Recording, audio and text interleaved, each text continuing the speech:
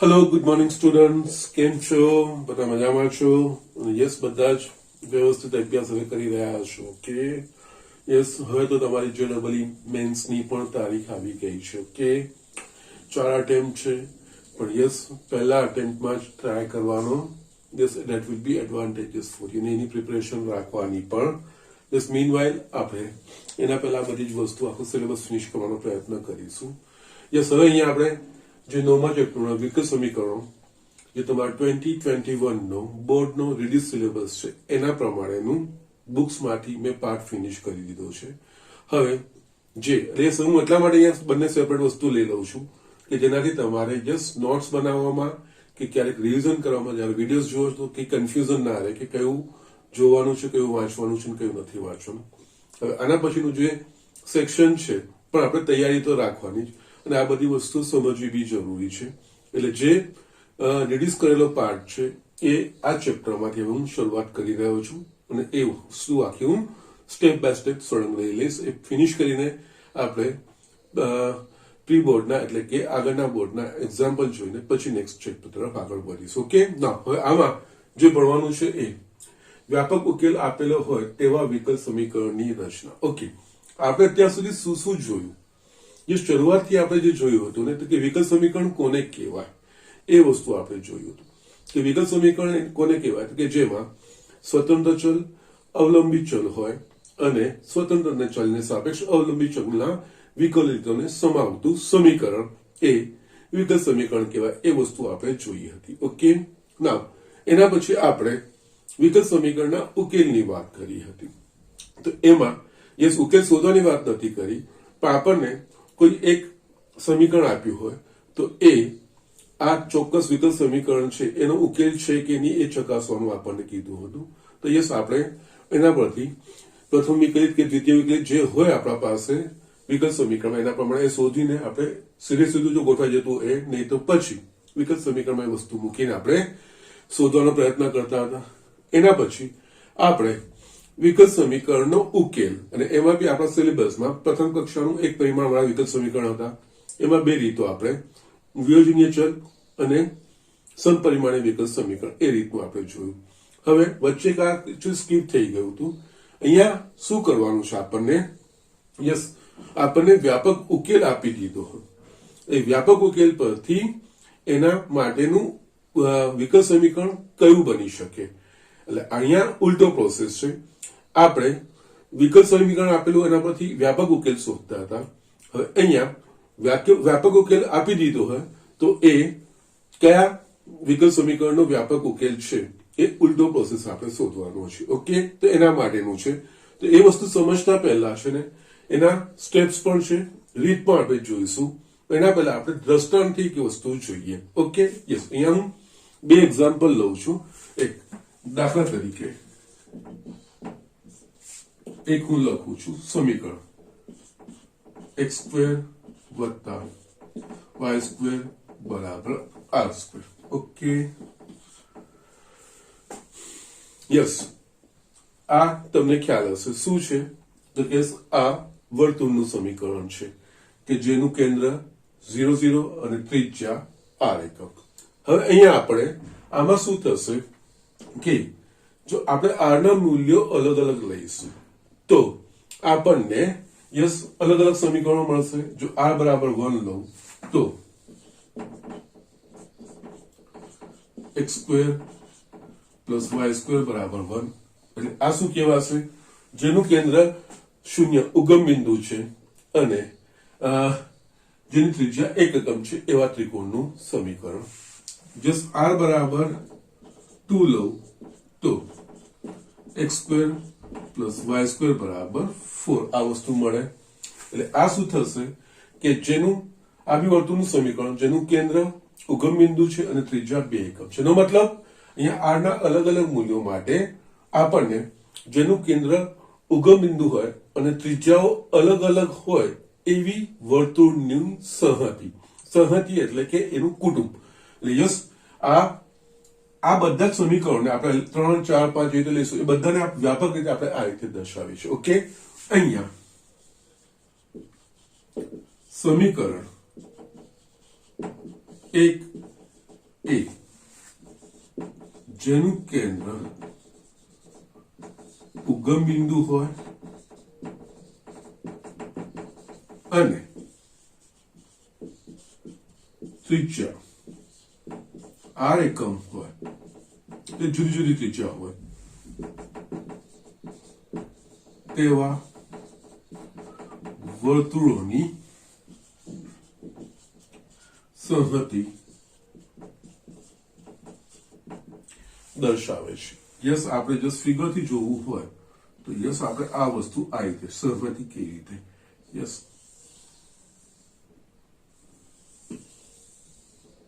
Yes કેન્દ્ર 0 0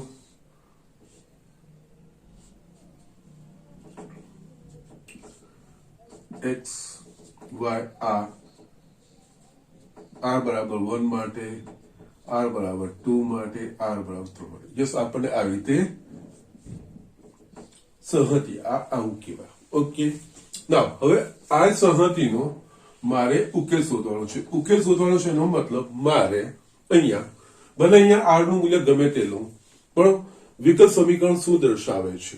okay, વ્યાપક રીતે કોનું, એટલે કે યસ એનો મતલબ r બરાબર 1 હોય, r બરાબર 2 હોય, r બરાબર 3 ગમે તે હોય, તો એ બધા માટે એક જ વિકલ સમીકરણ, અનન્ય વિકલ સમીકરણ બને એવું મારે શોધવાનું છે. તો યસ, એ કરવું હોય તો શું કરવું પડે? મારે આમાંથી જો, કારણ કે આ બધું સમીકરણ શાને લીધે અલગ અલગ પડે છે? તો કે r ના મૂલ્યને લીધે. r ના મૂલ્ય હું અલગ અલગ લઉં તો એના પ્રમાણે મને અલગ અલગ સમીકરણ મળે છે. તો યસ, આ બધી જ r ના મૂલ્યો માટે, બધા જ અલગ અલગ મૂલ્યો માટે હું ફક્ત એક અનન્ય, એટલે કે આખી સંહતિનું વ્યાપક રીતે માણીશું. વ્યાપકનો મતલબ, એનો મતલબ દરેક સિચ્યુએશનમાં જે સમાધાન કરતું હોય એવું આપણે વ્યાપક કહેવાય. ઓકે, તો યસ, અહીંયા જો મારે આનું વિકલ સમીકરણ શોધવું હોય અને વિકલ સમીકરણ કે જેમાં સ્વતંત્ર ચલ, અવલંબી ચલ અને સ્વતંત્ર ચલને સાપેક્ષ અવલંબી ચલના વિકલિતો, એ વસ્તુ આપણે કહી શકીએ. ઓકે, આટલું શરતોનું સમાધાન થતું હોય એ વિકલ સમીકરણ કહેવાય. ઓકે, તો એ દ્રષ્ટિએ મારે અહીંયા, કારણ કે આ બધા સમીકરણો છે એ r ના અલગ અલગ મૂલ્ય લીધે અલગ અલગ બને છે, મારે આ બધા માટે એક જ બને એવું બનાવવું હોય તો એના માટે શું કરું? તો યસ, અહીંયા સમીકરણ 1 ની સંહતિનું વિકલ સમીકરણ શોધવા માટે એક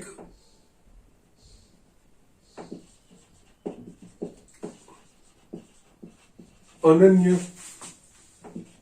વિકલ સમીકરણ બને તે શોધવું પડે. આ શોધવું પડે એનો મતલબ અહીંયા આ જે ફેરફાર આવ્યા છે બધામાં એ r ને લીધે, એટલે મારે જો r નો લોપ થઈ જાય માટે જો સમીકરણ 1 માંથી r નો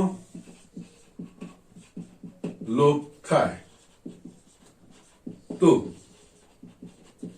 આપણને એક અનન્ય સમીકરણ મળે. આના માટે શું કરવું જોઈએ? r એ સ્વૈર અચળ થયો, યસ, કારણ કે એની અલગ અલગ કિંમતો આવે છે. સમીકરણ 1 નું x ને સાપેક્ષ વિકલન કરતા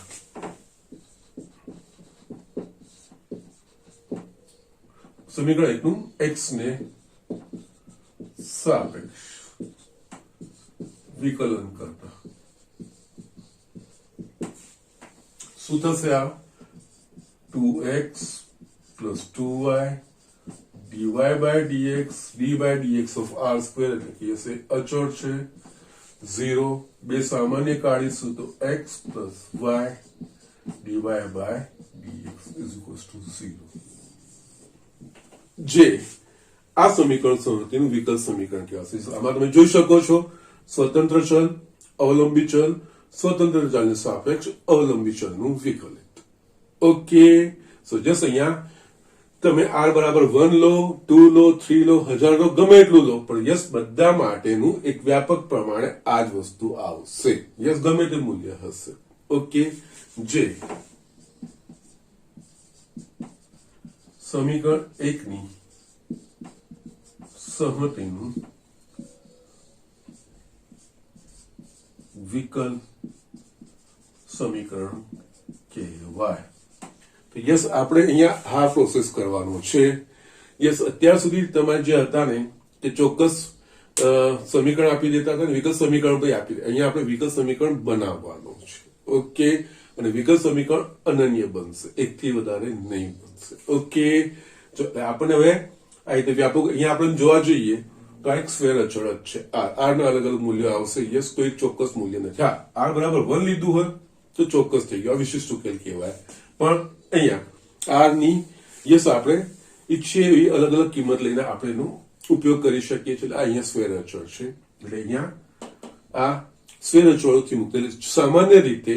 અને યસ, વિકલ સમીકરણ આપણે જેટલા બી વિકલ સમીકરણના ઉકેલ એટલે કે જસ્ટ જે વિકલ સમીકરણ હોય, વિકલ સમીકરણમાં ક્યારેય સ્વર અચળ નથી આવતા. હા, વિકલ સમીકરણના ઉકેલમાં y f of x માં અને વ્યાપક ઉકેલમાં સ્વર અચળ આવે છે, પણ વિકલ સમીકરણમાં ક્યારેય સ્વર અચળ હોતા નથી. ઓકે, તો યસ, જો વિકલ સમીકરણ હોય તો વિકલ સમીકરણમાં ફક્ત એટલું જ હોવું જોઈએ કે સ્વતંત્ર ચલ, અવલંબી ચલ અને સ્વતંત્ર ચલને સાપેક્ષ અવલંબી ચલના વિકલિતો. અને જો કોઈ સંખ્યાઓ હશે તો ચોક્કસ સંખ્યાઓ હશે, 2 4 કે આવું કોઈ ગુણાંકમાં હશે, સહગુણક હશે તો, પણ કોઈ વ્યાપક હોય નહીં. તો યસ, એ વસ્તુ આપણે રચના કરવાની છે. ઓકે, એટલે આ થયું. આ જો વ્યાપક ઉકેલ હોય તો એનું વિકલ સમીકરણ આ જ હોય. અને યસ, તમે આનું જો તમે પાછું આપણે જે ભણ્યા છીએ ને વિકલ સમીકરણનો ઉકેલ, યસ, પ્રથમ કક્ષાનું એક પરિમાણીયનું, એના પ્રમાણે વિયોજનીય ચલ પ્રમાણે જો કરશો તો સ્પષ્ટપણે આ વસ્તુ આવશે જ, આ વસ્તુ થશે જ. ઓકે, અને એમાં આ જમણી બાજુ સ્ક્વેર અચળ આવશે. Okay, yes, so these are the things. આપણે આ પ્રોસેસ કરવાનો છે, ઉલટો પ્રોસેસ. વ્યાપક ઉકેલ આપી દીધો, એના પરથી યસ એ વિકલ સમીકરણની રચના, આ પ્રોસેસ કરવાનો છે. ઓકે, હજુ પણ આમાં બીજું એક દ્રષ્ટાંત જોઈએ છે અને પછી આની એક રીત, એના ઓબ્ઝર્વેશન પરથી એની આપણે રીત તરફ બી આગળ વધીશું. ઓકે, નાઉ અહીંયા બીજું એક્ઝામ્પલ લઉં છું. y is equals to mx plus c. Okay, yes, તમને બધાને ખબર હશે આ રેખાનું સમીકરણ છે, જ્યાં m એ રેખાનો ઢાળ છે અને c એ એનો y અક્ષ પરનો અંતઃખંડ છે. યસ, રેખાનો ઢાળ m હોય અને y અંતઃખંડ c હોય તેવી રેખાનું સમીકરણ y is equals to mx plus c. અહીંયા પણ આપણે જોઈશું તો આ m અને c ના એટલે કે ઢાળના અને y અક્ષ પરના અંતઃખંડના આપણે અલગ અલગ મૂલ્યો લઈશું. એના પ્રમાણે આપણે ઘણા બધા આ સમીકરણો બનાવી શકીશું. એટલે એકચ્યુઅલી આમ જોવા જાય તો આ જેનો ઢાળ m હોય અને y અક્ષ પરનો અંતઃખંડ c હોય તેવી રેખાની સમીકરણ સંહતિ કહેવાય. ઓકે, યસ, જે રીતે આમાં વ્યાપક રીતે આપણે બોલતા હતા, જેમ જેમ મૂલ્યો અલગ અલગ લઈએ આમાં r ના, એ પ્રમાણે કેન્દ્ર એનું જ રહેશે ઉગમ બિંદુ, પણ ત્રિજ્યા બદલાય એટલે એવી સંહતિ એટલે કે એના બધા જ સભ્યો. આના સભ્યો શું થઈ શકે તો અલગ અલગ ઢાળ અને અલગ અલગ y અંતઃખંડ પ્રમાણે આપણને અલગ અલગ રેખાઓ મળશે. બધી જ રેખાઓ આપણે આ એક સમીકરણથી દર્શાવી શકીએ. એ બધી જ રેખાઓના સભ્યોનો આ સમૂહ થયો એટલે એની સંહતિ કહેવાશે. ઓકે, તો નામ અહીંયા અને 2 સમીકરણ 2a જેનો ઢાળ m હોય તથા y અંતઃખંડ c હોય તેવી રેખાની સમીકરણ સંહતિ દર્શાવે છે. એટલે જસ્ટ અહીંયા પણ એક આપણે લેવું હશે આ કઈ રેખાઓ થઈ શકે. આ બધી જ એ વસ્તુ આપણે જોવી હશે તો યસ, આ થઈ શકે. બસ બધી કારણ કે ઢાળ અલગ અલગ લઈશું આપણે. ઓકે, યસ, અલગ અલગ થઈ શકે છે, ઉપર નીચેનું બદલાશે એવું જરૂરી નથી. ઓકે, તો યસ, જેનો ઢાળ અને એ આપેલું હોય એ પ્રમાણેની સમીકરણ સંહતિ. ઓકે, અને અહીંયા એમ અને સી ના યસ આડી અવળી પણ આવશે, નો પ્રોબ્લેમ, જરૂરી નથી. એમ બદલાશે જ એના પ્રમાણે એક સમાન છે, પણ યસ આ રીતનું આપણે જો કે આને બતાવી તો નહીં શકીશું આ રીતે, પણ આ રીતે આપણે અલગ અલગ ઘણી બધી રેખાઓ કે જેના ઢાળ ભિન્ન છે અને વાય અક્ષ પરના વાય અંતરખંડ અલગ અલગ હોય એના પ્રમાણે અલગ અલગ આપણને રેખાઓ મળે.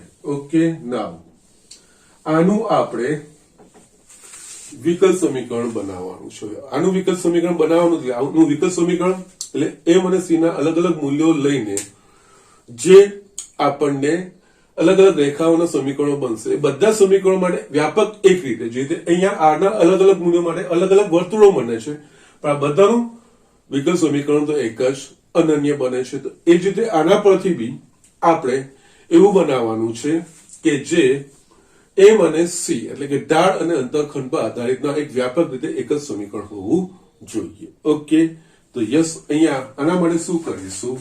તો યસ સમીકરણ 2 નું x ને સાપેક્ષ વિકલન કરતા યસ હવે આપણે અહીંયા આપણો ઇન્ટેન્શન શું હોવું જોઈએ? એમ અને સી થી મુક્ત હોવું જોઈએ કે જેનાથી આપણને વ્યાપક રીતે લખી શકીએ, બધા માટે એક જ લખી શકીએ.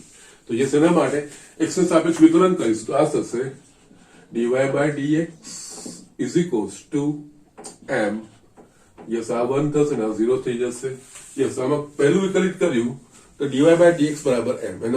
આનો અર્થ આ m થી મુક્ત c થી મુક્ત થઈ ગયું, પણ m થી મુક્ત નહીં થઈ, કારણ કે જે અલગ અલગ હશે, જો m બરાબર 2 હશે તો dy by dx બરાબર 2, m બરાબર 3 હશે તો dy by dx બરાબર 3 એવું થઈ જશે. ઓકે, ધેટ મીન્સ અલગ અલગ આપણને અહીંયા dy by dx એટલે કે વિકલ સમીકરણના મૂલ્યો મળશે. પણ આપણે એવું નથી કરવું, આપણે એક અનન્ય બનાવવું છે.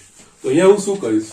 પાછું આનું યસ સમીકરણ 2 નું x ને સાપેક્ષ વિકલન કરતા. ઓકે, પાછું વિકલન કરીશું તો આનું વિકલન બીજું વિકલિત થશે d2y by dx2 અચળનું વિકલન 0. યસ આ સમીકરણ મળ્યું એમાં કોઈ m a c બંને અચળો નથી, બંનેનો લોપ થઈ ગયો. તો યસ આ કહેવાશે y mx c દ્વારા બતાવાતી રેખાની સહતિનું વિકલ સમીકરણ. યસ આનો તમે યસ આ બીજી કક્ષાના વિકલ સમીકરણનો ઉકેલ આપણા પાસે નથી, પણ યસ તમે જો આગળના તમે એન્જિનિયરિંગમાં બધી વસ્તુઓ ભણશો તો એમાં જો આનો પાછો ઉકેલ શોધશો તો આ પ્રકારનો જ આવશે. ઓકે, એટલે આ જે સમીકરણ 1 નું સહતિનું વિકલ સમીકરણ દર્શાવે છે. ઓકે, એટલે યસ આ રીતે આપણે કરવાનું. અહીંયા આપણે જોઈ શકીએ છીએ જે વિકલ સમીકરણ બને છે, જે સમીકરણ સહતિ છે એ સ્વેર અચળોથી મુક્ત છે, કારણ કે સ્વેર અચળોના લીધે જ આપણને એ જે સહતિના અલગ અલગ સભ્યો મળે છે. તો અલગ અલગ સભ્યો માટે બધા માટે વ્યાપક એક જ અનન્ય આ વસ્તુ આપણે શોધી શકીએ છીએ. જસ્ટ એમાં અહીંયા યસ સ્વતંત્ર ચલને સાપેક્ષ અવલંબી ચલનું દ્વિતીય વિકલિત છે. એટલે યસ વિકલ સમીકરણમાં આ જ વસ્તુ છે, સ્વતંત્ર ચલ, અવલંબી ચલ અને સ્વતંત્ર ચલને સાપેક્ષ અવલંબી ચલના વિકલિતો. ઓકે, એટલે યસ પ્રથમ વિકલિત, દ્વિતીય વિકલિત, સ્વતંત્ર ચલ અવલંબી ચલ ના પણ યસ વિકલિતો હોવા જોઈએ. ઓકે, અને સ્વેર અચળોથી મુક્ત હોવું જોઈએ. યસ બંનેમાં વ્યાપક ઉકેલમાં સ્વેર અચળ છે, પણ એમના વિકલ સમીકરણ એમની એ સહમતિના વિકલ સમીકરણમાં આપણા પાસે સ્વેર અચળો આવતા નથી. ઓકે, યસ હવે છે ને આ બે જે પરિણામો આવ્યા ને એના પરથી આપણે અમુક ઓબ્ઝર્વેશન મેળવવાના છે. ઓબ્ઝર્વેશન કઈ રીતે? તો પહેલા તો આપણે જોઈએ આ સમીકરણ સહતિમાં કેટલા સ્વેર અચળો છે. તો આમાં એક સ્વેર અચળ છે. તો આના પરથી જે વિકલ સમીકરણ બન્યું વ્યાપક સમીકરણ એની કક્ષા કઈ છે? તો કે એક જ dy by dx પ્રથમ વિકલિત છે. y mx c માં કેટલા સ્વેર અચળો છે? 2, m અને c. એના વિકલ સમીકરણની કક્ષા કઈ છે? તો 2. ઓકે, d2y by dx દ્વિતીય વિકલિત છે. ઓકે, તો યસ આ વસ્તુ વ્યાપક રીતે કહી શકીએ કે કોઈ બી વિકલ સમીકરણના વ્યાપક ઉકેલમાં જેટલા સ્વેર અચળોની સંખ્યા હોય એટલી એ જ કક્ષાનું એનું વિકલ સમીકરણ બને. અને એનું જે વિકલ સમીકરણ બને એ વિકલ સમીકરણમાં સ્વતંત્ર ચલ અવલંબિત ચલ હોવો જોઈએ અને સ્વતંત્ર ચલને સાપેક્ષ અવલંબિત ચલના વિકલિત હોવા જોઈએ, પરંતુ સ્વેર અચળનો લોપ થવો જોઈએ. સ્વેર અચળ ત્યાં આવવું જોઈએ નહીં. તો એ શાના પરથી થતી હોય છે, તેનો પ્રોસેસ છે. એ દરેક વસ્તુ જો વ્યાપક ઉકેલમાં એક સ્વેર અચળ હોય તો એ પ્રથમ કક્ષાનું બનશે. તો એ કેવી રીતે કે જે આપણને સમીકરણ આપી દીધું હોય એ પછી આનું x ને સાપેક્ષ એક વખત વિકલન કરીએ, એ બે જે સમીકરણ મળે એ બે સમીકરણમાંથી સ્વેર અચળ, કારણ કે સ્વેર અચળ એક છે, એનો લોપ કરીએ અને જે આપણને સંબંધ મળશે એ વિકલ સમીકરણ બનાવશે. જ્યારે જો બે સ્વેર અચળ હશે તો જે મૂળ સમીકરણ હશે એ સંહતિનું એ, પછી એનું પ્રથમ વિકલિત દ્વારા મળતું હશે પરિણામ એ, એનું પાછું દ્વિતીય વિકલિત, કારણ કે બે સ્વેર અચળ છે એટલે દ્વિતીય વિકલિત સુધી જવું જ પડશે, એનું દ્વિતીય વિકલિત કરીને બીજું સમીકરણ મેળવીશું. પછી મૂળ સમીકરણ, પ્રથમ વિકલિત વાળું સમીકરણ અને દ્વિતીય વિકલિત વાળું સમીકરણ, એ ત્રણનો ઉપયોગ કરીને એમાંથી બે સ્વેર અચળનો લોપ કરીએ અને જે સમીકરણ બનશે એ આપેલ વિકલ સમીકરણનો આપેલ વ્યાપક ઉકેલ માટેનો વિકલ સમીકરણ કહેવાશે. આપણે આ રચનાઓ કરવાની છે. ઓકે, ઉલટો પ્રોસેસ કરવાનો છે. ઓકે, તો યસ, આના પછી વિકલ સમીકરણની રચનાની રીત, એના હું સ્ટેપ લખી દઉં છું. સિમ્બોલિકલી પહેલા લખીશ, સાંકેતિક રીતે લખીશ, પછી એ વસ્તુને આપણે દાખલામાં પરિવર્તિત કરીશું. દાખલામાં એ સ્ટેપ કેવી રીતે વાપરીએ છીએ એ વસ્તુ આપણે સમજીશું. ઓકે, તો જસ્ટ ઝડપથી આ વસ્તુ લખી લો. અહીંયા વિકલ સમીકરણની રચનાની રીત હું લખું છું.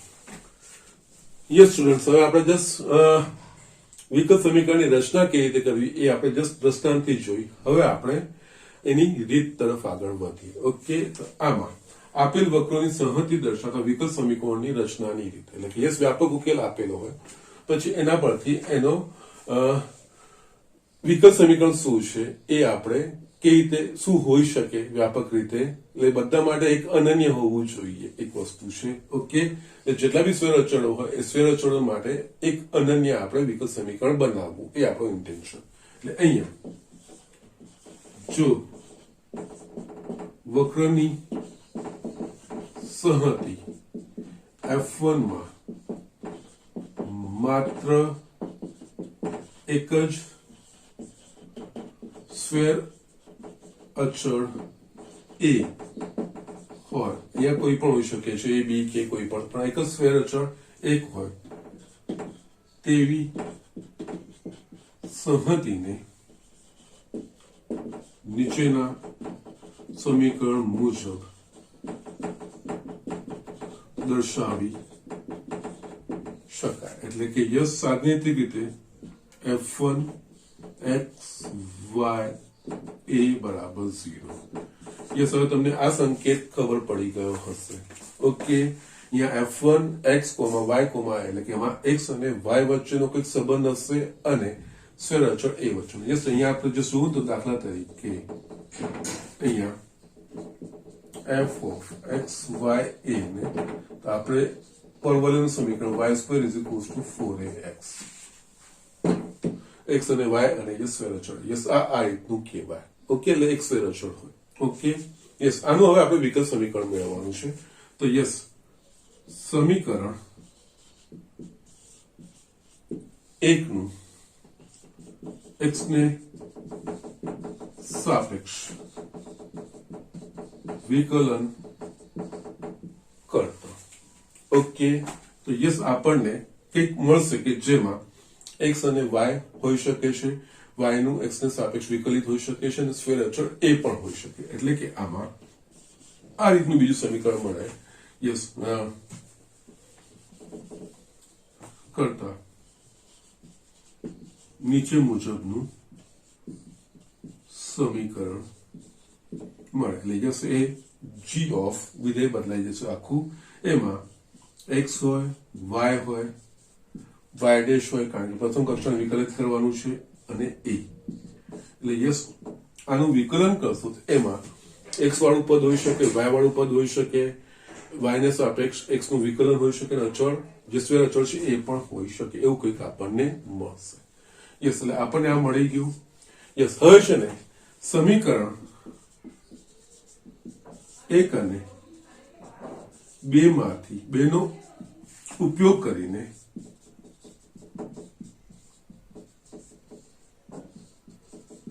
સ્વેર અચળ નો લોપ કરવામાં આવે તો એમાંથી એનો લોપ થાય, બાકી શું રહે? x y y ડેશ નો સમાવેશ કરતું નીચે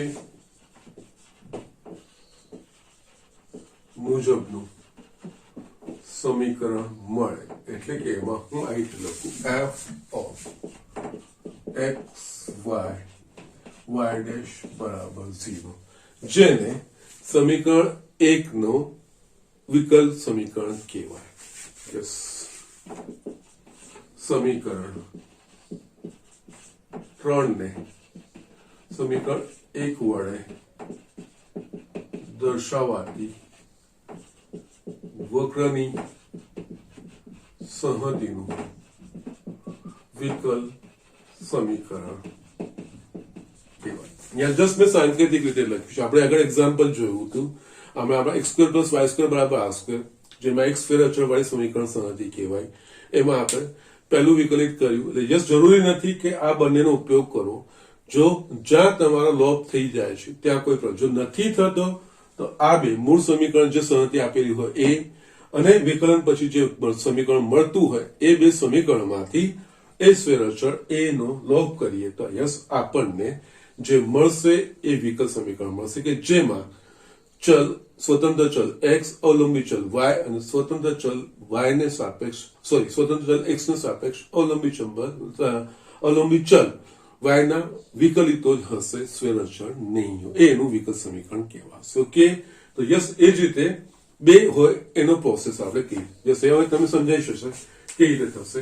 યસ, અહીંયા બીજું, જો વક્રની સંહતિમાં બે સ્વેર અચળો a b હોય તો તેવી સંહતિને નીચેના સમીકરણ દ્વારા દર્શાવી શકાય છે. ઓકે, એટલે આમાં આ રીતનું હોય.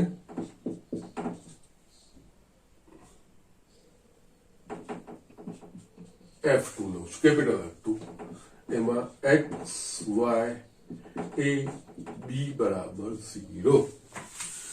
યસ, જે આપણે y mx + c જોઈને એમાં x y અને m c a એની જગ્યાએ વ્યાપક રીતે a અને b મેં સ્વેર અચળ લખ્યા છે. યસ, અહીંયા યસ આપણે આને 4 કહીએ. સમીકરણ 4 નું x ને સાપેક્ષ વિકલન કરતા નીચે મુજબનું સમીકરણ મળે. એટલે કે એમાં g of x હોય, y હોય, y ડેશ હોય, a અને b એ સામની વચ્ચે સંબંધ દર્શાવતો એક મળશે. એટલે અહીંયા આપણે વ્યાપક રીતે લખીએ છીએ. આ સંકેતો તમને સમજાવવા જોઈએ. સરે જસ્ટ બહુ વખત આ વસ્તુ બતાવી છે. આમાં x હશે, y હશે, y ને સાપેક્ષ x નું વિકલિત x ને સાપેક્ષ y નું વિકલિત હશે અને સ્વેર અચળો a અને b પણ હશે. હવે અહીંયા બે સ્વેર અચળોનો લોપ કરવાનો છે તો આ બે માંથી બે સ્વેર અચળો લોપ નહીં થઈ શકે. તો એના માટે આનું પાછું x ને સાપેક્ષ વિકલન કરવાનું. એટલે અહીંયા પાછું સમીકરણ 5 નું પાછું x ને સાપેક્ષ વિકલન કરતા અહીંયા x ને સાપેક્ષ આનું વિકલન કરીશું એટલે આમાં આ વસ્તુ તો આવશે y ડબલ ડેશ જોડાશે એટલે કે યસ h x y એમાં y dash y double dash a b બરાબર 0 આપણને આ સમીકરણ મળશે હવે અહીંયા મૂળ સંહતિનું સમીકરણ પ્રથમ વિકલિત વાળું સમીકરણ અને દ્વિતીય વિકલિત વાળું આ ત્રણ સમીકરણનો ઉપયોગ કરીને એમાંથી a અને b નો લોપ કરીને જે સમીકરણ બનશે એ વિકલ સમીકરણ કહેવાશે અહીંયા હવે સમીકરણ 4 5 અને 6 નો ઉપયોગ કરી સ્ક્વેર અચળો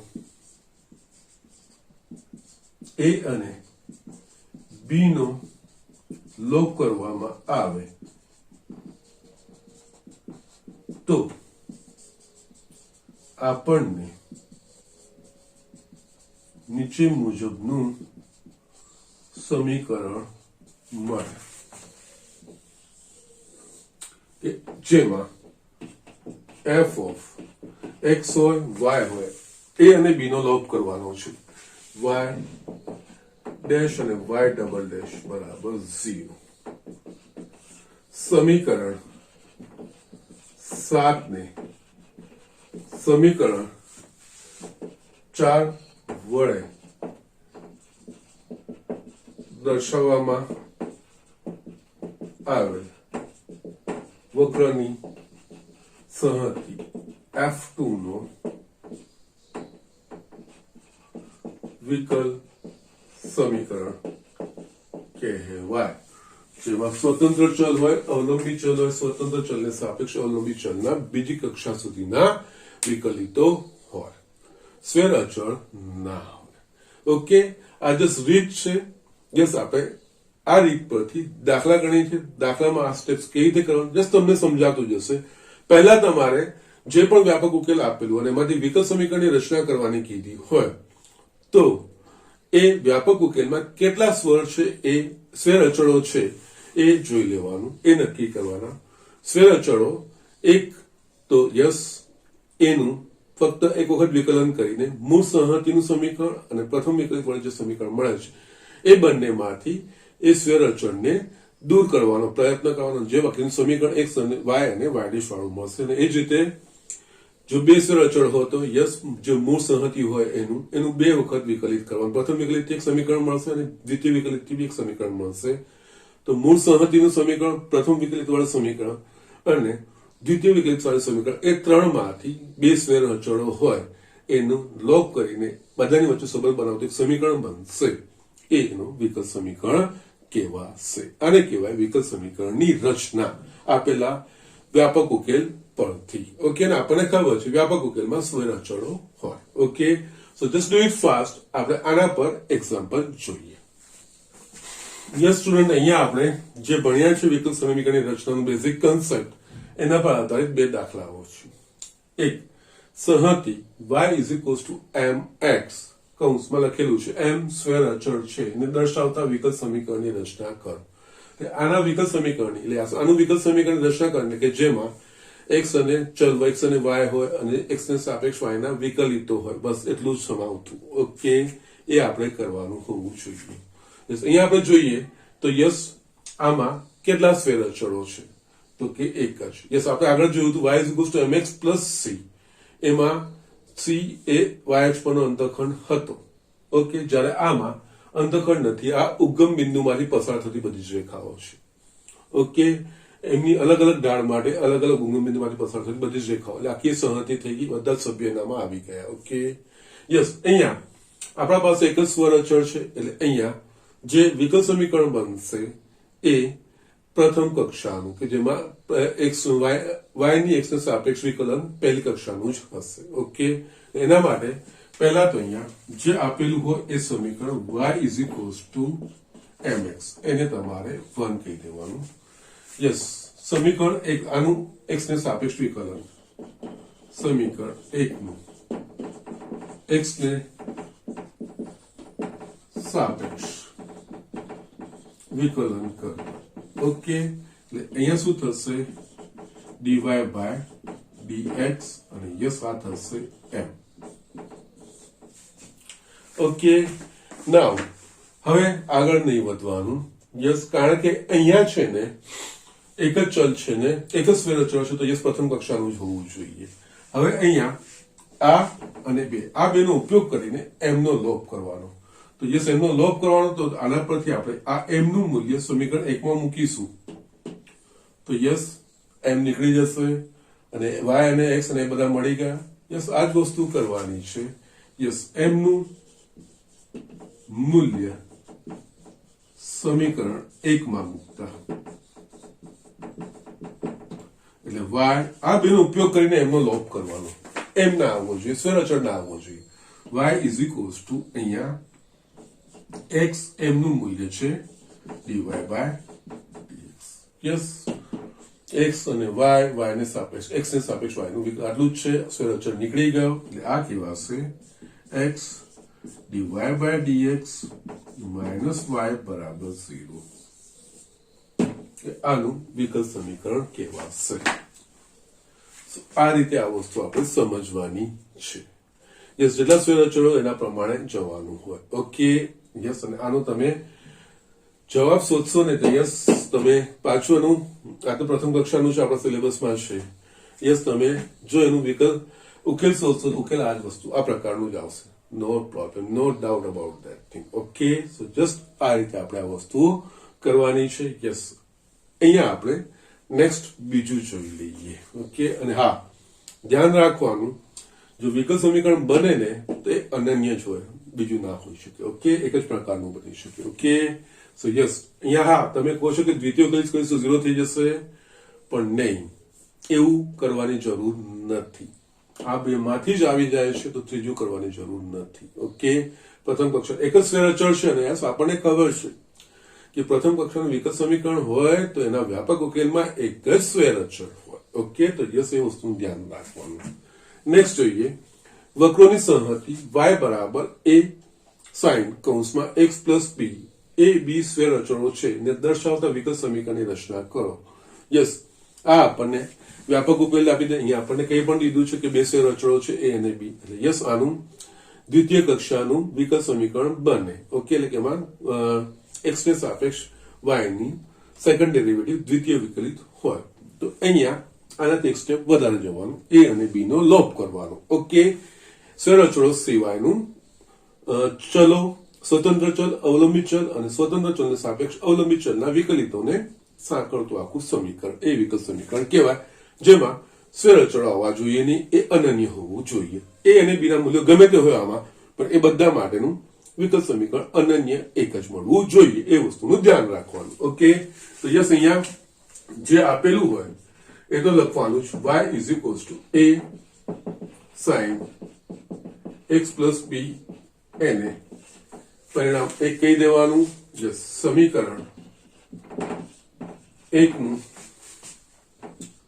x ને સાપેક્ષ વિકલિત કરતા યસ એટલે આપણને શું મળશે? dy by dx is equals to yes એ તો અચળ છે sin નું cos x plus b dy by dx of x plus b 1 જ થશે. એટલે આપણને આ બે મળ્યું. પાછું સમીકરણ, કારણ કે બે સ્ફેર અચળો છે એટલે દ્વિતીય વિકલિત સુધી આપણે જવાનું છે, એટલે આનું પાછું સમીકરણ 2 નું x ને સાપેક્ષ વિકલિત કરતા, એટલે આમાં આનું પાછું વિકલન એટલે દ્વિતીય વિકલિત થશે. આ d2y બાય dx સ્ક્વેર જમણી બાજુ એ અચળ કોસ નું માઇનસ, એટલે કે minus a sin x plus b આ વસ્તુ થશે. યસ, હવે 1, 2 અને 3 આ ત્રણેયનો ઉપયોગ કરીને મારે આ વિકલ સમીકરણ મેળવવાનું છે, એટલે કે આનું વિકલ સમીકરણ કે જેમાંથી a અને b દૂર થવા જોઈએ. તો યસ આમાં સીધે સીધું જોઈએ તો યસ ઓબ્ઝર્વેશન રાખવાના. y બરાબર શું છે? a sin x plus b આવી ગયું, આની જગ્યાએ હું y મૂકી શકું, એટલે યસ સમીકરણ 1 અને 3 પરથી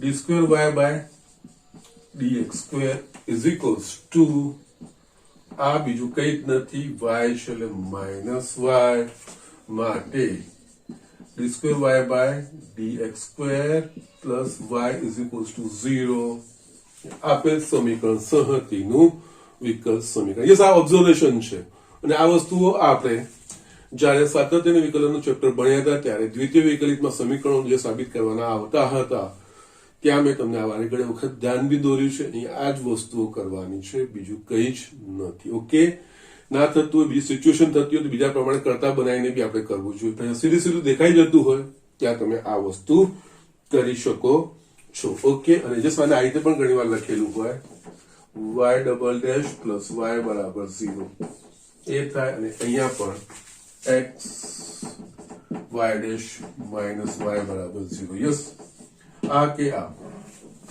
સંકેતો પ્રથમ ને દ્વિતીય વિકલિતના છે એના પ્રમાણે સંકેતો લખેલા હોય, બીજું કઈ જ નહીં. ઓકે, સો જસ્ટ આ રીતે કરવાનું છે. બહુ જ સિમ્પલ વસ્તુ છે, નથિંગ ડિફિકલ્ટ. ઓકે, હજુ બી આપણે હું તમને એક બે દાખલાઓ બતાવી દઉં. યસ સ્ટુડન્ટ, અત્યાર સુધી તમને ચોક્કસ સંહતિનું સમીકરણ આપી દેતા હતા, અહીંયા વર્ણન કરેલું છે. યસ, ભણી ગયા છે, આપણને ખબર તો હોય છે. જેનું કેન્દ્ર ઉગમ બિંદુ હોય અને નાભીઓ x અક્ષ પર હોય તેવા ઉપવલયની સંહતિને દર્શાવતું વિકલ સમીકરણ મેળવો.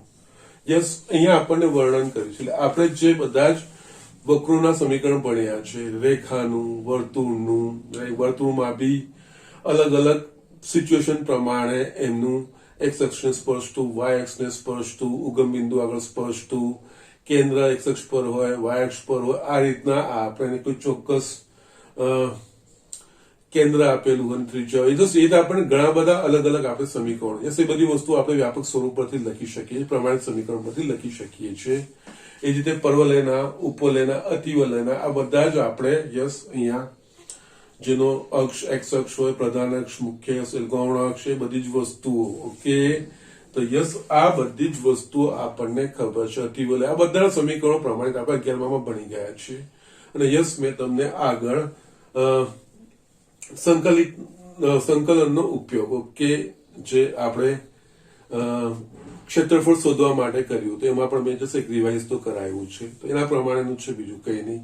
આપણને ખબર છે જેનું કેન્દ્ર ઉગમ બિંદુ હોય અને નાભીઓ x અક્ષ પર હોય તેવા ઉપવલયનું સમીકરણ x સ્ક્વેર છેદમાં a square plus y square છેદમાં b સ્ક્વેર બરાબર 1, જ્યાં અહીંયા a અને b સ્ફેર અચળ થશે કારણ કે a અને b ના મૂલ્યો બદલાશે. એ પ્રમાણે આપણને કેન્દ્ર ઉગમ બિંદુ હોય એવા આપણને અલગ અલગ ઉપવલયોની સંહતિ મળે. ઓકે, અહીંયા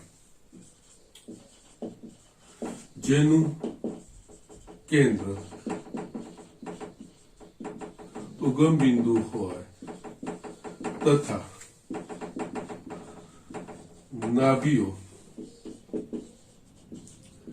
x અક્ષ પર હોય તેવા ઉપવલયોની સંહતિનું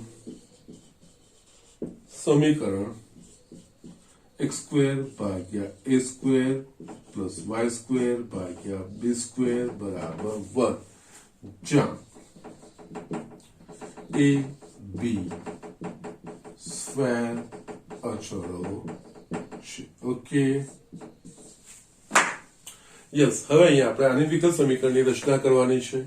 વિકલ સમીકરણની રચના કરવાની હોય એટલે કે સ્ફેર અચળો કેટલા છે નક્કી કરવાના. અહીંયા બે સ્ફેર અચળો છે. યસ, અહીંયા આપણે દ્વિતીય વિકલિત સુધી જવાનું, પછી આ મૂળ સંહતિનું સમીકરણ અને બે વિકલિતોના જે સમીકરણો આવે એ ત્રણ સમીકરણોમાંથી a અને b નો લોપ કરવાનો પ્રયત્ન કરવાનો. યસ, હવે અહીંયા છે ને ધ્યાન રાખવાનું, પ્રથમ વિકલિત કરો ને પછી જેમ બને એમ પ્રયત્ન કરવાનો, જે ઇનકેસ થઈ શકતું હોય તો અચળો બધા એક બાજુ આવી જાય, જેનાથી બીજી વિકલિતમાં એ અચળનું વિકલિત શૂન્ય થઈ જાય. એની જાતે જ જો પ્રયત્ન કરવાનો, ગોઠવાતો જરૂરી નથી કે દર વખતે થાય, પણ આપણે એ પ્રયત્ન કરવાનો. અહીંયા આપણે જોઈએ તો આનું સમીકરણ એકનું x ને સાપેક્ષ વિકલિત કરતા તો શું થશે અહીંયા 2x છેદમાં a સ્ક્વેર પ્લસ 2y છેદમાં b square into dy by dx બરાબર 0 થશે. યસ, હવે અહીંયા આપણે જોવાનું કે યસ એક બાજુ આ બધા જે સ્ફેર અચળો થઈ જાય એવા છે કે નહીં. યસ, બે જ પદો છે અને છેદમાં છે તો થઈ શકે એવું છે. આપણે આને આ રીતે લખીએ. યસ, આ ખાસ ધ્યાન રાખવાનું. અહીંયા પહેલા તો આને આપણે આ રીતે લખી શકીશું 2y by b square dy by dx is equals to, અને જમણી બાજુ લઈ જઈશ તો minus 2x છેદમાં a સ્ક્વેર. યસ, અહીંયા 2 2 કટ થશે, x ને અહીંયા લાવી દો. યસ, અચળક બાજુ આવી જાય છે. તો અહીંયા y by x into dy by dx is equals to minus b square by a square. Yes, અચળક બાજુ આવી ગયા ને. યસ, અને બે સ્ફેર અચળો છે, દ્વિતીય વિકલિત મારે કરવાનું જ છે. તો યસ, સીધા સીધા લવ કરવાની બી જરૂર ના પડે. સો અહીંયા આ વસ્તુનું ધ્યાન રાખવાનું. સેકન્ડ, યસ, સમીકરણ 2 નું x ને સાપેક્ષ વિકલિત કરતા. યસ, એટલે અહીંયા ડાબી બાજુ u into v સ્વરૂપ છે. એટલે આ શું થશે y by x into d by dx of dy by dx plus dy by dx into d by dx of y by x is equals to જમણી બાજુ અચળનું વિકલન 0. યસ, તમારે સ્ફેર અચળ નીકળી ગયો પણ આ સાદું સ્વરૂપ આપવું પડશે. એટલે આ થશે y by x into આ દ્વિતીય વિકલિત થઈ ગયું d square y by dx square plus અહીંયા dy by dx, yes, u by v. એટલે એના પ્રમાણે આ વસ્તુ થશે x into dy by dx minus y d by dx of x1 થશે છેદમાં x square બરાબર 0. યસ, હવે આપણે જોઈએ તો અહીંયા છેદમાં x સ્ક્વેર થશે, અહીંયા x છે તો યસ અહીંયા x વડે ગુણી લઉં છું. એટલે xy છેદમાં x square into d square y by dx square plus અહીંયા dy બાય dx કૌંસમાં x dy by dx minus y છેદમાં x સ્ક્વેર બરાબર 0 લખાશે. x સ્ક્વેર સામાન્ય નીકળશે. યસ, જમણી બાજુ ગુણ્યા 0 થઈ જશે. એટલે બાકી મારા પાસે જે રહેશે એનો ગુણાકાર કરી લો. xy d square y by dx square plus અહીંયા x dy by dx x dy by dx into dy by dx એટલે કે યસ dy by dx નો વર્ગ minus y dy by dx. Yes, આવી ગયું તમારું આનું વિકલ્પ સમીકરણ. જો આ રીતે બી સ્માર્ટ ઇનફ. ઓકે, જસ પ્રયત્ન કરવાનો. જસ પ્રથમ વિકલિત કર્યા પછી યસ બે દ્વિતીય, ખાસ કરીને જયારે દ્વિતીય વિકલિત કરવાનું હોય ત્યારે, અને પ્રથમ વિકલિતમાં બી જોઈ લેવાનું કે યસ એક બાજુ બધા ચળ મીન્સ અચળ આવી જાય છે કે નહીં.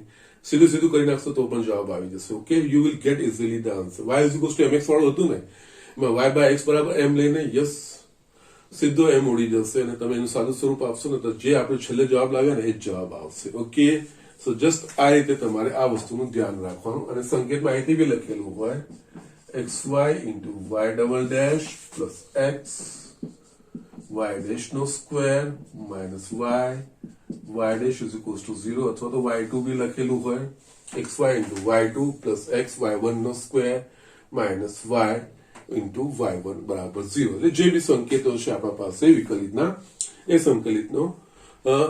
વિકલિતના સંકેતોનો ઉપયોગ કરેલો હોય, માત્ર એટલું જ. ઓકે, સો જસ્ટ આ રીતે આપણે દાખલાઓ કરવાના છે. અને અહીંયા આપણે જસ્ટ હજુ થોડુંક તો રહી જાય છે, કઈ નહીં, તમે અમુક દાખલાઓ પ્રયત્ન કરી શકો છો. યસ યસ યસ સ્વાધ્યાય 9.3 નું કંઈક તો હું તમને આપું છું. ઓકે ફાઇન, કઈ વાંધો નહીં. આજે કોઈ હોમવર્ક નથી આપતો.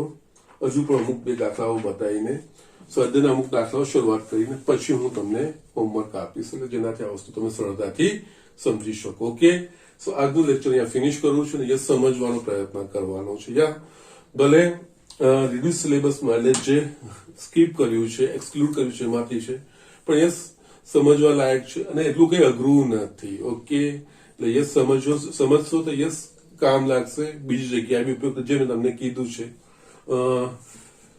એક સાતત્ય અને વિકલનમાં દ્વિતીય વિકલિત વાળું જે છે ત્યાં તમને હેલ્પફુલ થઈ શકે. ત્યાં જ વસ્તુઓ ત્યાં પણ કરવાની આવશે. ઓકે, સો જસ્ટ આજનું લેક્ચર હું અહીંયા ફિનિશ કરું છું. કાલના લેક્ચરમાં આપણે આગળ વધીશું.